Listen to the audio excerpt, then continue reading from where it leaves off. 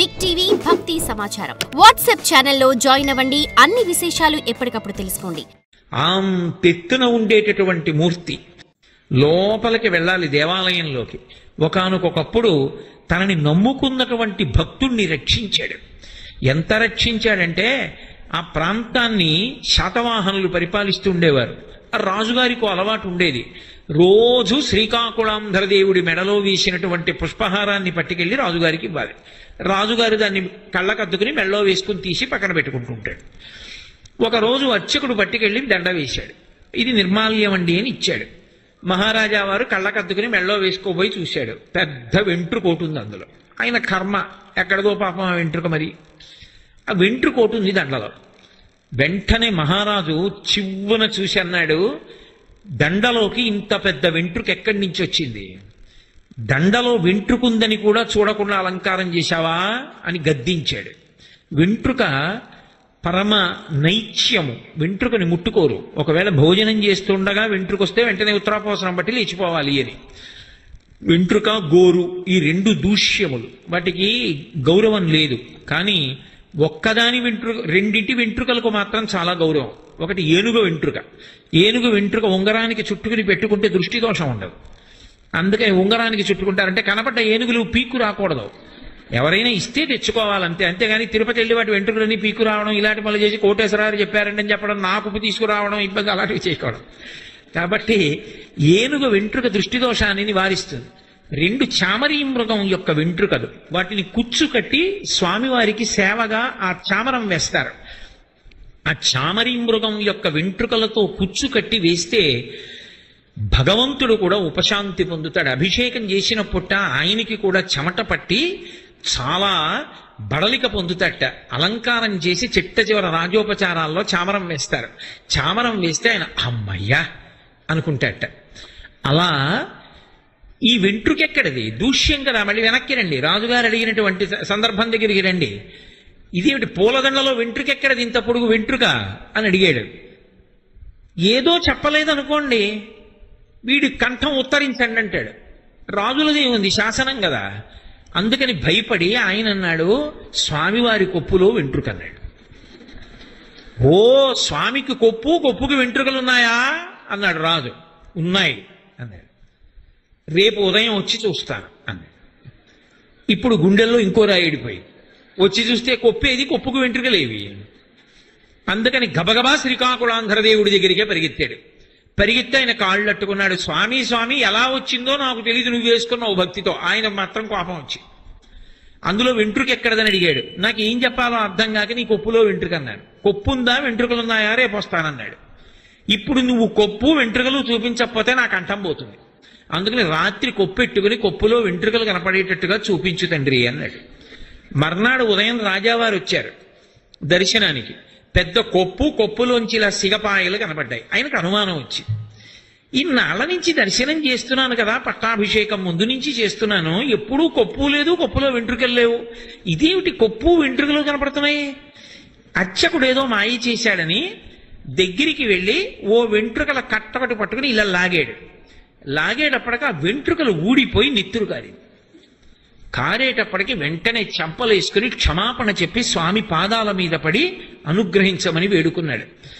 శ్రీకాకుళాంధ్రదేవుడు అంత సత్యస్వరూపి మహానుభావుడు. అర్చకుణ్ణి కాపాడడానికి కొప్పు వెంట్రుకలు పెట్టుకుని లాగితే నెత్తురు కూడా చూపించాడు. మీరు ఇప్పటికీ శ్రీకాకుళాంధ్రదేవుడి దగ్గరికి వెళితే మురిసిపోతారబ్బా, ఏమి దేవాలయం రా, అంత అద్భుతమైన దేవాలయం. కానీ దురదృష్టం ఏమిటంటే ఆలయం ఇవాళ శిథిలం అయిపోతోంది. కాసుల పురుషోత్తమ కవి ఆయన ఉత్తరీయం పట్టుకు నిలదీశాడు శ్రీకాకుళాంధ్రదేవుణ్ణి. ఏమయ్యా ఇంతమందికి ఇన్ని చేసి పెడతావు, నీ గుడి బాగు చేసుకోవా అని అడిగాడు. అందున శ్రీకాకుళాంధ్రదేవుడి మీదనే ఆయన ఒక శతకం చేశాడు. చదివి తీరాలి. నిందాస్తుతి. పైకి మీరు పద్యం చదివారనుకోండి ఏదో తిట్టినట్టుంటుంది, కానీ లోపల ఇంకొక అర్థం చూశారనుకోండి చాలా చమత్కారంగా స్తోత్రం చేసినట్టుంటుంది. ఒక చోట ఆయన ఒక మాట అంటాడు, ఆలు నిర్వాహకురాలు భూదేవి అయి అఖిల భారకుడన్న ఆఖ్య తెచ్చి ఇష్ట సంపన్నురాలింగిర భార్య అయి కామితార్థకుడన్న ఖ్యాతి తెచ్చి ఘనత తెచ్చే. కమలగర్భుండు సృష్టికర్త బ్రహ్మతనూజుడై బహుకుటుంబకుడన్న ఖ్యాతి తెచ్చే. కలుష విధ్వంసిని గంగ కుమార్తె అయి పతితపావనుడన్న పేరు తెచ్చే. కాని నువ్వు మొదటి నుండి నీవు దామోదరుడవే. చిత్ర ప్రకాశ దక్షిణ్య భావ హత విమత జీవ శ్రీకాకుళ ఆంధ్రదేవా అన్నాడు. ఏమయ్యా నువ్వేదో చాలా గొప్పవాడివి అంటారు, ఏమిటయా నీ గొప్పతనం? మీ ఆవిడ మీ పిల్లలు తెచ్చినదంతా నా గొప్ప అని నీ పేరు పెట్టేసుకున్నావు గాని నిజానికి ఆలు నిర్వాహకురాలు భూదేవి అయి అఖిల భారకుడన్న ఆఖ్యతిచ్చే. ఒక భార్య భూదేవి అన్నిటినీ భరిస్తుంది. ఆవిడ భరిస్తుంటే నా భార్య అని చెప్పి మీ ఆవిడ భరిస్తుంటే అన్నింటినీ భరించేవాడు శ్రీ మహావిష్ణువు అన్న పేరు నువ్వు మూట కట్టుకున్నావు. నిజానికి నువ్వేవిడ భరించేది, మీ ఆవిడ భరిస్తోంది.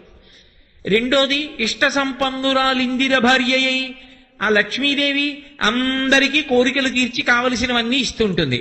నువ్వు మీ ఆవిడ అందరికీ అన్ని ఇస్తుంటుంటే కామితార్థుడు, ఈయన కోరికలు తీరుస్తాడన్న పేరు నువ్వు మూట కట్టుకున్నావు. కొడుకు నీ నాభికమలంలోంచి పుట్టినటువంటి చతుర్ముఖ బ్రహ్మగారి సృష్టినంతటినీ చేస్తే ఇదిగో ఇన్ని ప్రాణులు వచ్చాయి. ఇన్ని ప్రాణుల్ని సృష్టించిన వాడు మీ అబ్బాయి, నువ్వు కాదు. కానీ నీకు బహుకుటుంబకుడన్న పేరు నీకొచ్చింది. అసలు పాపాలన్నీ పోగొట్టేది గంగమ్మ. ఆవిడ నీ కూతురు, నీ పాదాల్లోంచి పుట్టింది. అందరి పాపాలు గంగమ్మ తీసేస్తే ఆవిడ నీ కూతురు కాబట్టి పాపాలు తీసేవాడు విష్ణు అని పేరు నీకొచ్చింది. అసలు నీకు గొప్పతనం ఎక్కడుందయా? మొదటి నుండి నీవు దామోదరుడవే. వాడు దరిద్ర దామోదరుడా అంటుంటారు నింద చేయడానికి. మొదటి నుండి నీవు దామోదరుడవే, మొదటి నుంచి నువ్వు దామోదరుడివి. నీకేముంది పేరు ప్రఖ్యాతి? చిత్ర ప్రభావ దాక్షిణ్య భావ హత విమత జీవ శ్రీకాకుళ ఆంధ్రదేవ అన్నాడు. కానీ అదే పద్యాన్ని మీరు జాగ్రత్తగా చూడండి. నిందాస్తుతి అంటే దాని చమత్కారం అదే. పైకి చూస్తే నిందలా ఉంటుంది, జాగ్రత్తగా చూస్తే స్తుతి పాఠం కనబడుతుంది. భూదేవిగా భరిస్తుందా?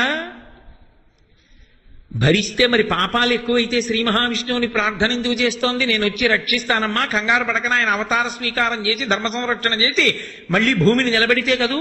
సముద్రంలోకి వెళ్ళిపోతే కోర మీద పైకెత్తిన వాడెవరు? దంష్ట్రామరరిపు వరాహస్య భవతి అంటారు శంకర భగవత్పాదులు సౌందర్యలహరిలో. ఎత్తి నిలబెట్టిన వాడెవరు? ఆ భూమికి భారాన్ని తగ్గించిన వాడెవరు? భూమి మీద ధర్మాన్ని కాపాడేవాడెవడు? భూమికి అంత శక్తినిచ్చి భూమి నుండి ఇన్ని ఓషధులు వచ్చేటట్టుగా చేసిన వాడెవరు? సూర్యుడై లోకానికి మొక్కలకి కూడా కావలసినటువంటి శక్తిని ప్రదానం చేస్తున్నవాడెవరు? భూమిని తిప్పుతున్నవాడెవడు నీతి వేగంతో? ఆయన కాదు. కాబట్టి ఇప్పుడు పైకి చూస్తే నింద, లోపల చూస్తే స్తోత్రం. ఒకలా చదివితే నిందలా కనపడుతుంది, ఒకలా చూస్తే స్తోత్రంలా కనపడుతుంది. పైకి నిందలా ఉంటుంది, లోపల స్తోత్రం ఉంటుంది. అద్భుతమైన పద్యాలు. ఆంధ్రనాయక శతకము అని చేశారు కాసుల పురుషోత్తమ కవి. మీరు చదవాలి. ఆ పుస్తకం తెప్పించుకుని ఎప్పుడైనా రోజుకో పద్యం చదవండి, ఎంత గొప్పగా ఉంటాయో. అంత గొప్ప శ్రీకాకుళాంధ్రదేవుడు, అలాగే అమరావతి, అలాగే శ్రీకృష్ణదేవరాయల వారంతటి వారు కూడా పరమశివానుగ్రహాన్ని పొందాడు పెదకాకాని. మీరు ఇప్పటికీ ఆ పెదకాకాని విడితే ఆశ్చర్యపోతారు. భరద్వాజ మహర్షి ఒక కాకిని అడ్డుపెట్టి ఆ దేవాలయ వైభవాన్ని ప్రకాశింపజేశారు. ఆ క్షేత్రంలో శ్రీకృష్ణదేవరాయల వారికి కొడుకులు పుట్టకపోతే పరమశివుడికి వచ్చి మొక్కుకున్నాడు, శివ నీ అనుగ్రహంతో ఇక్కడ ఎవరొచ్చినా ఎవరి కోరికైనా తీరుస్తావుట ధార్మికమైన కోరికల్ని. నాకు కోరికుందో కొడుకు కావాలి, శంకర నాకు కొడుకుని కటాక్షించు, నీ పేరు పెట్టుకుంటాను కొడుకు అని అడిగాడు. అక్కడికి వెళ్ళిన వాళ్ళ కోరికలు ఆయన అలా అనుగ్రహిస్తాడు. వెంటనే ఈశ్వరుడు అనుగ్రహించాడు, కొడుకు పుట్టాడు. అందుకే కృష్ణదేవరాయల వారి కొడుకు పేరు సదాశివరాయలు. ఎందుకు వచ్చింది సదాశివరాయలు అన్న పేరంటే పెదకాకాని వెళ్ళి మొక్కుకుంటే కొడుకు పుట్టాడు కాబట్టి. అంత గొప్ప క్షేత్రం పెదకాకాని. అక్కనే కళ్ళేపల్లి నిజానికి కళ్ళేపల్లి కాదు, కదళీ వనం. అక్కడ దుర్గా నాగ పార్వతి సహిత పరమేశ్వర స్వరూపం. ఇప్పటికీ మీరు అక్కడికి వెళితే మీకు తెలుస్తుంది. తక్షకుడు, వాసుకి, శేషుడు ఇటువంటి మహాద్భుతమైనటువంటి నాగులన్నీ స్వామిని సేవిస్తూ ఉంటాయి.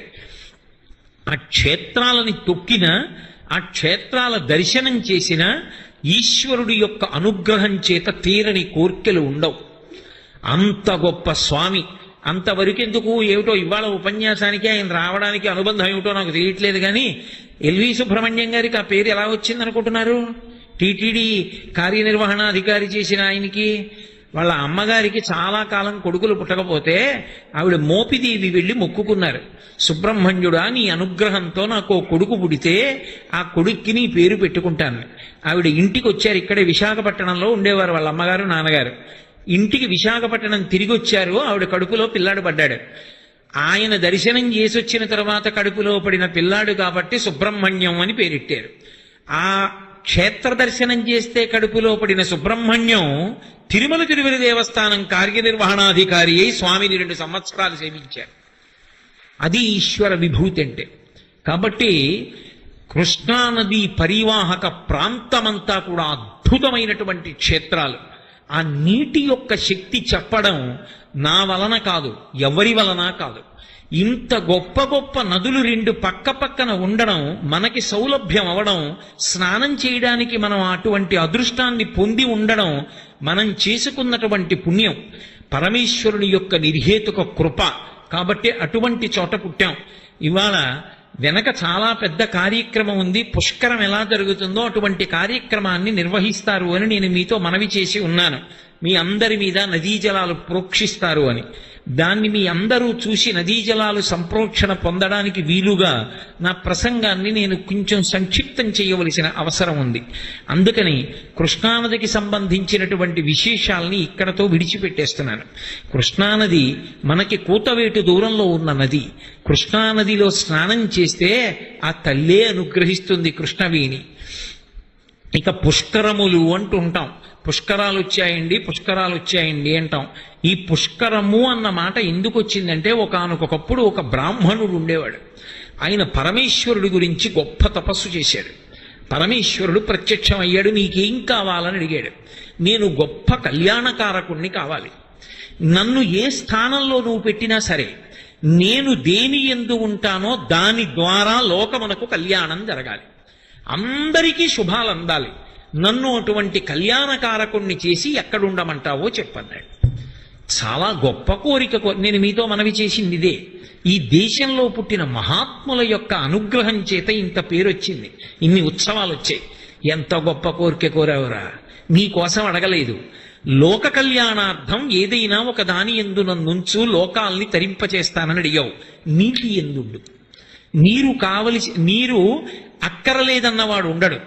కాబట్టి నీటి యందు ఉండు. నీటి యందు ఉంటే, నీరు పుష్కలంగా ఉంటే పాడి పంటలు బాగుంటాయి. For more videos like this, subscribe Big TV channel.